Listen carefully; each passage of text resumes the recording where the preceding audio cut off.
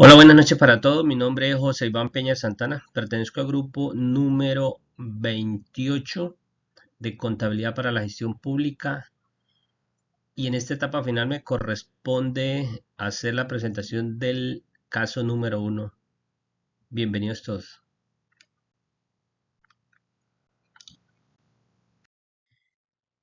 En el contenido de la siguiente presentación vamos a encontrar la definición del Estado, su función, el impacto o relevancia que tiene la función del Estado en la vida profesional.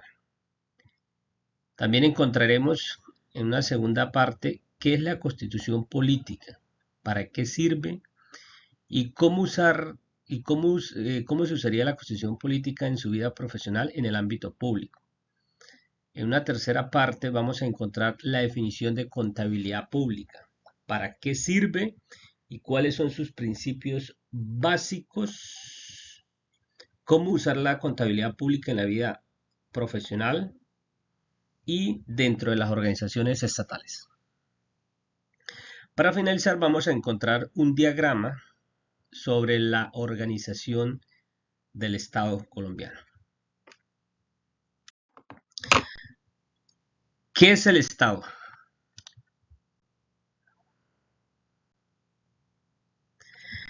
Entiéndase por Estado como una organización política, obviamente legalmente constituida y reconocida por la mayoría de sus habitantes. ¿En dónde o cómo? Eso es un territorio específico y limitado, donde existen reglas o normas que debemos cumplir. Esas reglas son las leyes, ¿sí? Y obviamente, si no lo hacemos, estamos sometidos a las consecuencias que se puedan derivar por la falta y la ausencia del no acatamiento de esas leyes, ¿sí? Que pueden acarrear privaciones de la libertad o multas económicas.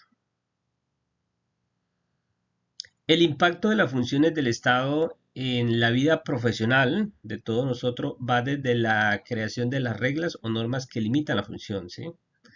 Un contador tiene su código de ética, tiene una ley que lo faculta como contador y para ello pues tenemos unos principios y unas funciones específicas.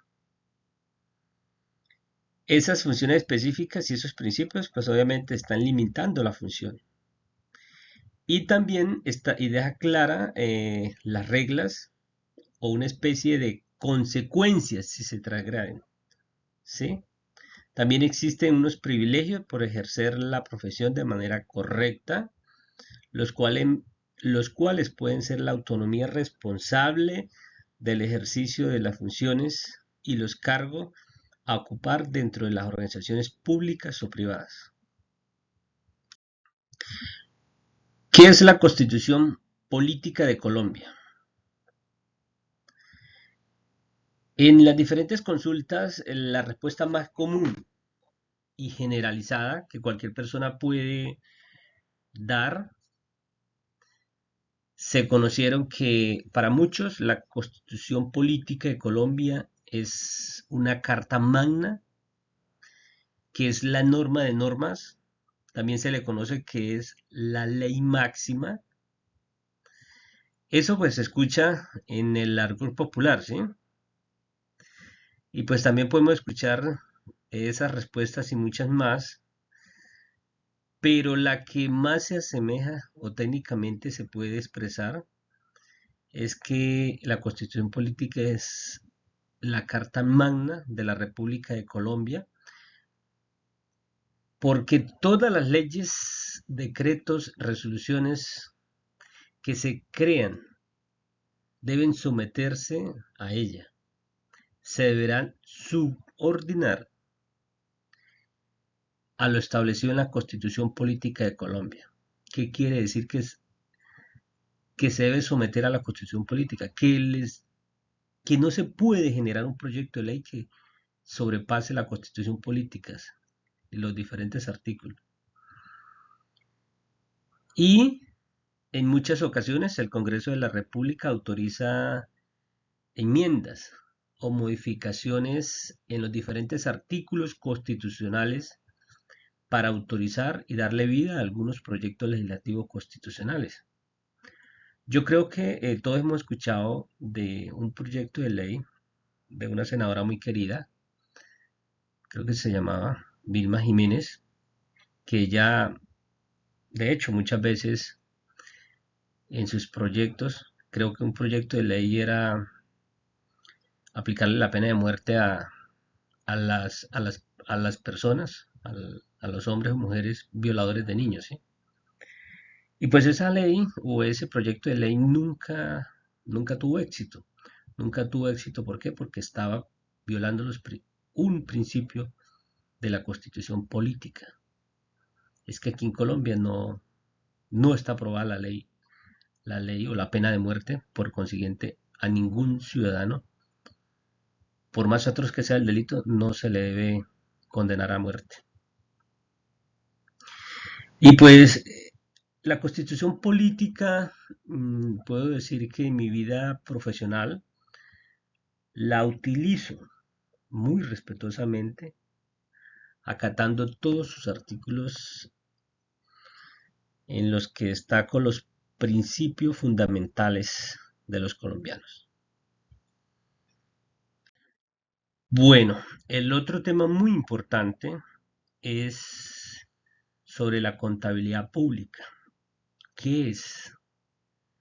¿Para qué nos sirve? ¿Cuáles son sus principios básicos? Y de acuerdo pues a las diferentes consultas e investigaciones que realizamos, la contabilidad pública la podemos definir como una herramienta. ¿Una herramienta de qué? De gestión, que utilizan las diferentes entidades estatales para lograr mayor eficiencia en la administración de los recursos públicos en los diferentes proyectos. ¿Para qué nos sirve? Nos sirve para diagnosticar la viabilidad de un presupuesto, de un programa o de diferentes proyectos a desarrollar en el corto, mediano o largo plazo dentro de las competencias administrativas de cada entidad. Y pues de acuerdo al régimen de contabilidad pública de la Contraloría General de la Nación, encontramos los siguientes principios, que es gestión continuada, registro, devengo o causación, asociación, medición, prudencia, periodo contable, revelación, no compensación y hechos posteriores al cierre. Bueno, por último, este es el diagrama sobre la organización del Estado. Entendemos que el Estado, pues, el Estado es la República de Colombia, Republic of Colombia, ¿sí? Esa es. La República de Colombia tiene o está dividido en unas ramas de poder público, ¿sí? Las ramas de poder público son tres. La que encontramos a la parte izquierda es la rama ejecutiva, en el centro la rama legislativa y a la derecha la rama judicial. La rama ejecutiva, en la rama ejecutiva podemos encontrar a la presidencia, a las gobernaciones y alcaldías. En la legislativa podemos encontrar el Congreso, que a su vez está dividido en Senado y Cámara de Representantes. Y en la rama judicial podemos encontrar Corte Constitucional, Corte Suprema de Justicia, Consejo Superior de Justicia, Consejo de Estado y Fiscalía General de la Nación, que últimamente hemos escuchado por la independencia con el señor presidente. Bueno, a la parte derecha, aquí en la parte amarillita, podemos encontrar que son los organismos del Estado, ¿sí? Los organismos del Estado son tres. Primero, a la izquierda, el organismo de control, Control Organization, y organización electoral, Electoral Organization. Y los otros, ¿sí? Entonces, en los organismos de control encontramos la Procuraduría, Defensoría del Pueblo y la Contraloría General de la República. Los organismos electorales pues son dos, que es el Consejo Nacional Electoral y la Registraduría Nacional del Estado Civil colombiano. En la parte derecha, que los otros, ahí podemos encontrar como otros organismos del Estado, que es el Banco de la República, la Comisión Nacional de Televisión y la Comisión Nacional de Servicio Público. Muchísimas gracias. Esa es toda la presentación. Feliz noche. Buenos días, mi nombre es Gloria Elena Becerra, soy estudiante de Contaduría Pública de la Universidad Nacional Abierta a Distancia, del curso Contabilidad para la Gestión Pública, fase 5, caso 2.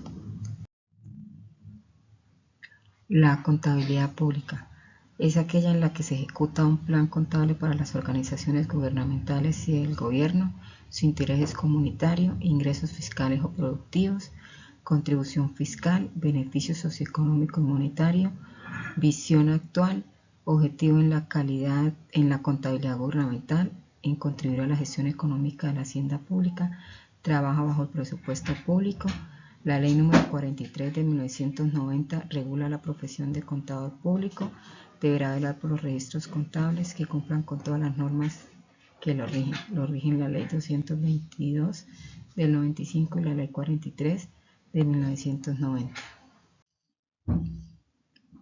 La contabilidad privada se encarga de llevar las finanzas de las empresas privadas, instituciones o empresas independientes de interés particular, los ingresos y gastos operacionales, es patrimonio privado, beneficio monetario, visión económica. El objetivo es orientarse a la economía de las organizaciones, tiene sus propios principios y políticas para su gestión en el mercado.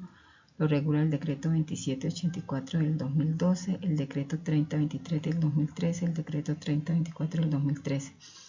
La ley 1314 del 2009 establece que las empresas colombianas deben obligatoriamente implementar los estándares internacionales NIF. Además existe un documento denominado Direccionamiento Estratégico, donde se plasma el debido proceso para la convergencia hacia esta norma. Los activos. Los activos son los recursos tangibles e intangibles de la contabilidad pública adquiridos como resultado de los hechos pasados y que se espera que resulten en el potencial servicio o beneficio económico futuro de la contabilidad pública en el desarrollo de las tareas del servicio del gobierno. Estos recursos son tangibles e intangibles, se originan en las disposiciones legales, en los negocios jurídicos y en los actos o hechos económicos, sociales y ambientales de la entidad contable pública. Un ejemplo, la alcaldía de San José de Cúcuta, en norte de Santander, adquirió 10 computadores portátiles de referencia MacBook para la Secretaría de Hacienda por un valor de 6.999.000 cada uno y un valor total de 69.990.000. Aquí podemos ver que utilizamos la cuenta 1670, equipos de comunicación y cómputo, y las 110 depósitos en entidades financieras. Los pasivos son obligaciones exigibles al ente público derivadas de los hechos pasados y adquiridas en desarrollo de la actividad financiera, económica y social, que deberán ser pagados o reembolsados en el futuro mediante la transferencia de recursos, bienes o servicios. Se clasifica en corriente o circulante y en no corriente. Este término es utilizado en todas las transacciones de las entidades, tanto públicas como privadas, ya que indican el nivel de endeudamiento y responsabilidad en su actividad comercial. Un ejemplo, en la alcaldía de Cúcuta se realiza el pago del impuesto predial por valor de 25.500.000. Las cuentas que utilizamos son 512001, impuesto predial unificado, 244003, impuesto predial unificado, 2403, impuesto predial unificado y 111006, cuenta de ahorros. Patrimonio. Comprende el valor de los recursos públicos presentados en bienes y derechos, deducidos de obligaciones para cumplir las funciones del cometido estatal. Es propiedad del Estado mediante la adquisición de bienes adquiridos en un periodo de tiempo para el bien común. Un ejemplo, la alcaldía de Cúcuta adquiere una propiedad para ubicar unas oficinas de atención al adulto mayor por 2.000 millones. Las cuentas que vamos a utilizar son la 160501, propiedad, planta y equipo, la 240101, bienes y servicios, la 240101, bienes y servicios, y la 111006, cuenta de ahorros.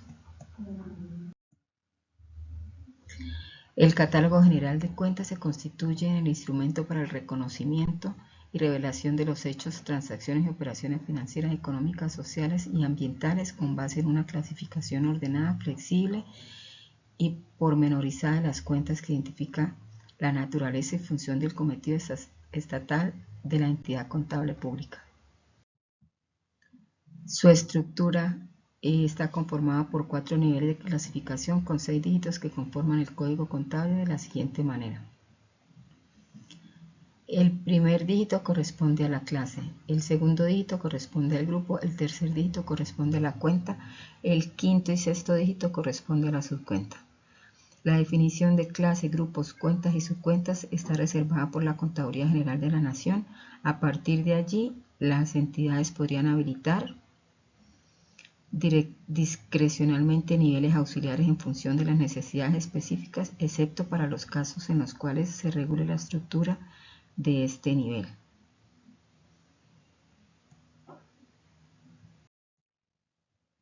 Clases. La clase 1 representa la situación financiera. La clase del 1 al 3 representa la situación financiera. La clase del 4 al 6 contiene las cuentas de resultado financiero del periodo. Las clases de 7, la acumulación de los costos asociados a la transformación de bienes y prestación de servicios durante el periodo contable. La clase 8 y 9 representa contingencia y revela la información para efectos de control. Clases, grupos. Las clases, los grupos y las subcuentas. El proceso contable es un conjunto ordenado de etapas que concretan el reconocimiento de los hechos económicos, transacciones hasta obtener análisis de interpretación. Las etapas son medición posterior. Dentro de la medición posterior está el reconocimiento, identificación, clasificación, medición inicial y el registro. Y dentro de la medición posterior está la revelación, que están los estados financieros y las notas a los estados financieros. Dentro de la medición posterior está la evaluación y los ajustes contables. Muchas gracias. Cordial saludo, mi nombre es Marta Tatiana Ramón Hernández, estudiante de sexto semestre de la carrera de Contaduría Pública de la UNAM. El día de hoy voy a exponer un análisis sobre el caso 3 de los 5 relacionados en el curso Contabilidad para la Gestión Pública, el cual lleva por nombre Ingresos y Gastos en la Contabilidad Pública. Primero, vamos a iniciar con los conceptos de ingresos y gastos en la contabilidad pública. Ingresos. Es toda cantidad de dinero percibida por el Estado y demás entes públicos cuyo objetivo esencial es financiar los gastos públicos. Gasto público. Constituyen las transacciones financieras que realizan las jurisdicciones y entidades públicas en un periodo determinado para adquirir los bienes o servicios que requiere la producción o para transferir los recursos recaudados a diferentes agentes económicos. Clasificación de los ingresos públicos.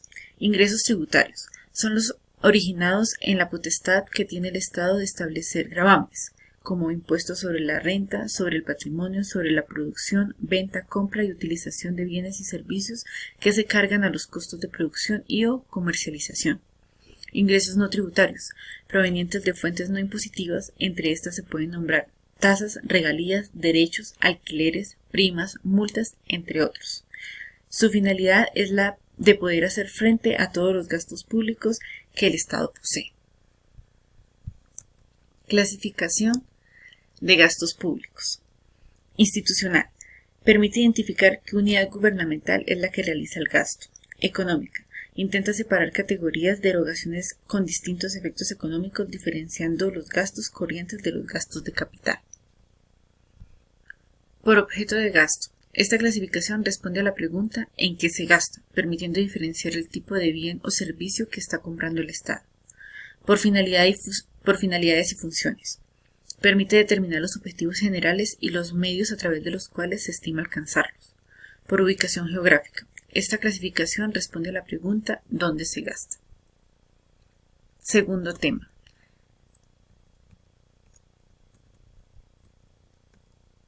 Ejemplos, descripción y el asiento contable.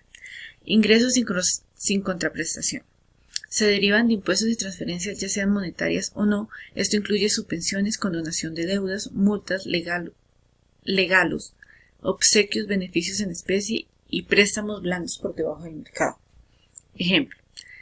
La alcaldía de Lavateca recaudó por impuesto predial una suma de 1.500 millones de pesos. La naturaleza de las cuentas, según se puede observar, es igual al catálogo general. En este caso podemos observar que sale de un ingreso 410507 impuesto predial unificado y entra a un activo de la empresa impuesto predial unificado identificado con el código 130507. Los ejemplos de gasto público incluyen los salarios de los funcionarios públicos, las pensiones pagadas por el Estado, servicios públicos, los subsidios otorgados a las empresas, las familias y otros actores económicos, los servicios de transporte público, la atención de la salud y la educación pública, gastos que se sabe son financiados por el Estado. Ejemplo, la alcaldía de Lavateca realiza pagos de servicios por un valor de 25 millones de pesos. La naturaleza de las cuentas es igual. Su registro se describe en sale de un pasivo identificado con el código 249051 y entra a un gasto identificado con el código 511117, el cual corresponde a servicios públicos. Tercer ítem. De las NIF plenas y las NIF pymes. NIF plenas. Su objetivo es proporcionar información financiera sobre la entidad que informa que sea útil a los inversores y otros acreedores existentes y potenciales para tomar decisiones. Ámbito de aplicación. Emisores de valores, entidades y negocios de interés público, entidades que no estén en los literales anteriores con activos totales superiores a 30.000 salarios mínimos mensuales legales vigentes, establecimientos bancarios, compañías de financiamiento y sociedades de capitalización. Las NIF pymes. Su objetivo es proporcionar información financiera en rendimiento y los flujos de efectivo de la entidad que sea útil para la toma de decisiones económicas de usuarios que no estén en condiciones de exigir informes a su medida. Ámbito de aplicación. Los portafolios de terceros administrativos, el cálculo de números de trabajadores y de los activos totales. Pertenecen las empresas que tienen activos totales de entre 500 y 30.000 salarios mínimos mensuales legales vigentes. También pertenecen al grupo número 2 las microempresas que tienen activos totales de 500 salarios mínimos mensuales legales vigentes, excluyendo la vivienda. Presentación de las principales diferencias halladas en los ajustes presentados desarrollados en la guía de actividades del caso 3. Primer ajuste. El catálogo general de cuentas no posee el código 44, como lo podemos observar. Del código 42, que son los gastos diversos, pasa al código 47, que son los ajustes por inflación. En cambio, en el catálogo para entidades públicas, el código 44 representa transferencias. La cuenta 1311 en el catálogo de cuentas para entidades públicas representa ingresos tributarios. Esta cuenta no existe en el catálogo general. El código 19 en el catálogo general representa valorizaciones. En el catálogo para entidades públicas representa otros activos. El código 24 representa impuestos en ambos catálogos, aunque difieren en algunos dígitos. Por ejemplo, 2408 en el catálogo general representa el IVA. Y en el catálogo para entidades públicas, el IVA está representado por la cuenta 2445. La cuenta 1675 no existe en el catálogo general y en el catálogo público de adquisición de activos, en este caso equipos de transporte terrestre. La cuenta 41 en el catálogo general representa ingresos operacionales y en el catálogo su principal diferencia radica en que los ingresos operacionales son los que están sujetos única y exclusivamente al giro u objeto social de una empresa. Los ingresos fiscales son aquellos que recauda el Estado del sector público. Muchas gracias. Cordial saludo, mi nombre es Narly Susana Castellanos Román, estudiante del programa Contaduría Pública, viendo la materia Contabilidad para la Gestión Pública. Estoy en la fase 5, es explicar los casos anteriormente vistos y voy a explicar el caso 4 que se trata que son las NICs y que es el modelo de control MESI. ¿Qué son las NICs? Son normas internacionales de contabilidad para el sector público, son un conjunto de principios, reglas y procedimientos contables diseñados específicamente para ser aplicados en el sector público, en el caso como gobiernos nacionales, organismos gubernamentales, municipios, entidades sin fines de lucro y otras entidades del sector público que presentan información financiera de acuerdo con las prácticas internacionales de contabilidad del sector público. ¿Quién emite las NICs? Estas normas son emitidas por la Federación Internacional de Contadores, IFAC, por sus siglas en inglés, a través de su Consejo de Normas Internacionales de Contabilidad del Sector Público, ITSAC, por sus siglas en inglés. Los objetivos de la NICs es establecer una base común para la presentación de información financiera y contable en el sector público a nivel internacional. Estas normas buscan mejorar la transparencia, calidad y la comparabilidad de la información financiera en el sector público, promueve la rendición de cuentas, facilitando así la toma de decisiones informadas por parte de los usuarios de la información. Los responsables de la regulación. Para entidades del sector público, en este caso es la Contaduría General de la Nación a través del régimen de contabilidad pública. ¿Qué leyes regulan las NICs? A través de su Consejo de Normas Internacionales de Contabilidad del Sector Público, estas normas no son leyes en sí mismas, pero pueden ser adoptadas y aplicadas mediante legislación y regulaciones específicas establecidas por cada país o entidad. En este caso están las leyes y decretos que pueden establecer los requisitos, sanciones y procedimientos necesarios para garantizar el cumplimiento de las normas. Reglamentos y resoluciones, estos instrumentos legales complementan y detallan las disposiciones de las leyes, proporcionando orientación específica sobre la implementación de las normas. Políticas y manuales contables, estos documentos internos pueden tener fuerza vinculante y establecer los procedimientos y lineamientos específicos para la aplicación de las normas. Entre ellos están, tenemos la Constitución Política, el artículo 354, Ley 298 del 96, que reglamenta la creación de la Contaduría General de la Nación, Ley 1314 de 2009, Decreto 2784 del 2012, Decreto 3022 del 2013, Resolución 628 de 2015, se incorpora al régimen de contabilidad pública, referente teórico y metodológico en cuanto a la regulación contable pública. La resolución 037 del 2017, resolución 414 de 2014 y sus modificaciones. En este caso se incorporan al RCP los marcos normativos para las empresas de propiedad estatal, para las entidades de gobierno y entidades en liquidación. La resolución 037 de 2017, 139 de 620 de 2015 incorporan a RCP los catálogos generales de cuenta que utilizarán las empresas de propiedad estatal y las entidades de gobierno. La resolución 192 de 2016 incorporan los procedimientos transversales y la resolución 525 de 2016 incorpora la norma de proceso contable y sistema documental contable. En síntesis, las NICs se actualizan periódicamente para reflejar los avances en la contabilidad y los cambios en las prácticas y regulaciones del sector público. Su aplicación puede ser obligatoria o voluntaria dependiendo de las regulaciones y políticas contables adoptadas por cada país o entidad en particular. En cuanto al MESI, ¿qué es el MESI? Es un marco de referencia establecido por la Contraloría General de la República de Colombia. Tiene como objetivo principal fortalecer el control interno en las entidades del sector público del país. Proporciona lineamientos y directrices para establecer y mejorar los sistemas de control interno en las entidades con el fin de asegurar la eficacia, eficiencia y la transparencia en la gestión de los recursos públicos. Los principios que maneja son integralidad, eficacia, eficiencia, legalidad, participación ciudadana, transparencia, rendición de cuentas, gestión basada en riesgo.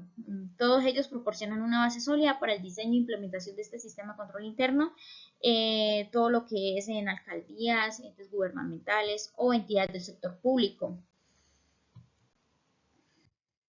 Los componentes son fundamentales para establecer y fortalecer el control interno en las entidades del sector público. El objetivo es garantizar una gestión transparente, eficiente y responsable de los recursos públicos. En cuanto a este modelo, en Colombia establece los siguientes componentes, que son ambiente de control, actividades de control, monitoreo, evaluación del riesgo, información y comunicación.